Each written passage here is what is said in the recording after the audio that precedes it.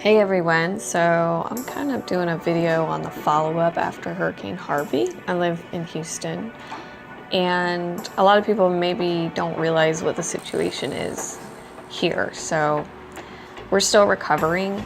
These are images from the flood, particularly around Meyerland, which is the neighborhood where I live. That's only a couple of blocks from my house, that picture with the guys in the canoe grabbing onto the fence. And then, so I've been walking around the neighborhood. There's the usual situation here is buzz saws and debris still you can see in the grass here where all the debris was. There's lots of dumpsters and piles still, even though the city went and picked up, it took them about a month to pick up all the debris. There's still a lot of piles around and pieces of where you could see the trash used to be, and glass and drywall.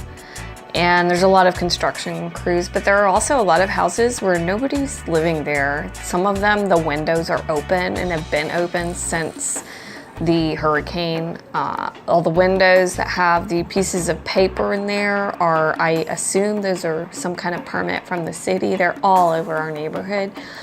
Every other house is abandoned or being reconstructed, but there are a lot of them where the people just left and they're obviously not going to come back. There's a water line you can see on that house.